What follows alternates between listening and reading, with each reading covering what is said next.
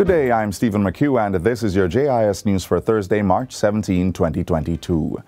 Jamaica has re-engaged its multilateral partners through the United Nations on strategies to attain the Sustainable Development Goals under Vision 2030. This was confirmed with Tuesday's signing of the 2022-2026 Multi-Country Sustainable Development Convention Framework, MSDCF, which was crafted with Jamaicans from various sectors. It represents the second such partnership and will also assist with recovery efforts from the COVID-19 pandemic.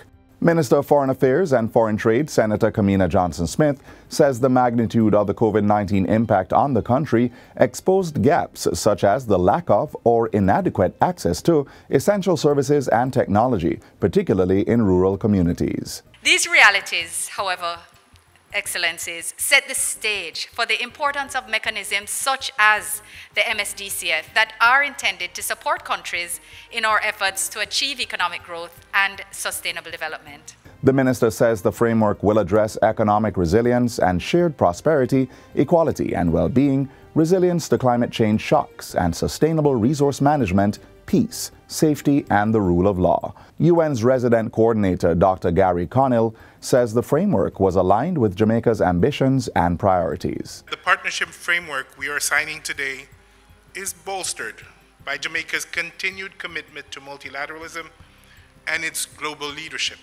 One of 18 Jamaican students known to be studying in Russia has now left that country out of fear of being impacted by the ongoing crisis in Ukraine.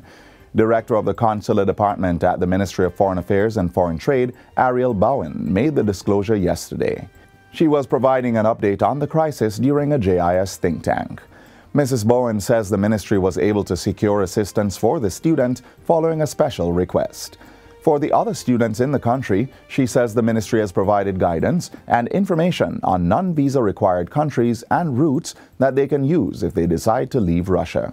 Others, we remain in touch with them, and as Mr. Hall said, we have offered that level of support to them and offered ourselves in terms of any help that they perceive that they may need from us. More than 25 Jamaicans fled Ukraine recently following Russia's military invasion of the country.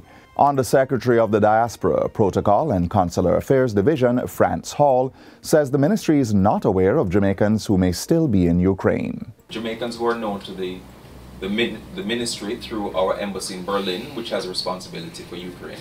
All Jamaicans are out and thankfully safe.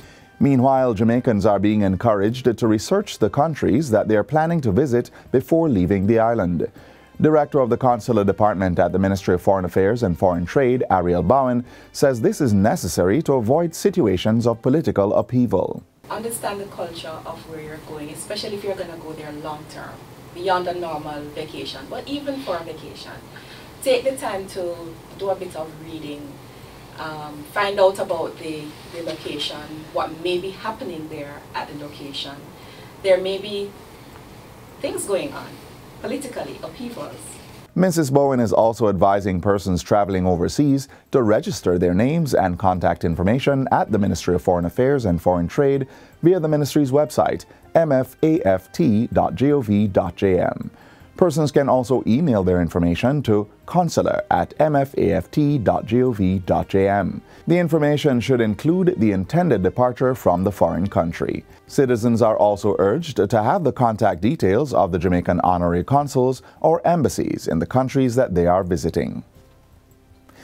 The Universal Service Fund, USF, has given the Jamaica Fire Brigade 20 laptop computers to enhance the services offered by its training division. The devices, which are valued at $2.1 million, were presented on Wednesday. They are expected to help the brigade with its recruitment drive, boost in-service training, and support fire prevention education initiatives. It marks the third such contribution by the USF to the Jamaica Fire Brigade. The Ministry of Local Government and Rural Development has oversight of the Jamaica Fire Brigade, and Permanent Secretary Marcia Henry Martin says every effort will be made to ensure the equipment are maintained and used for their intended purposes. The USF is an agency of the Technology Ministry, and Minister Daryl Vaz says this assistance to the first responders is in keeping with data showing that the demand for the services of the fire brigade has increased in recent times, making consistent training for personnel, quality equipment, and resources integral to their capacity to respond. Parents are being advised to look out for symptoms of multi-inflammatory system syndrome in children who have recovered from COVID-19. Medical Officer of Health for Westmoreland, Dr. Marcia Graham, says children who have had COVID-19, whether they were symptomatic or asymptomatic, may be susceptible to the illness. She was addressing the monthly meeting of the Westmoreland Municipal Corporation held in Savannah, Lamar recently. Multi-inflammatory system syndrome in children, MIS-C, is a condition where different body parts can become inflamed, including the heart, lungs, kidney, brain, skin, eyes, or gastrointestinal organs. The condition can be serious, but most children who are diagnosed have recovered with medical care.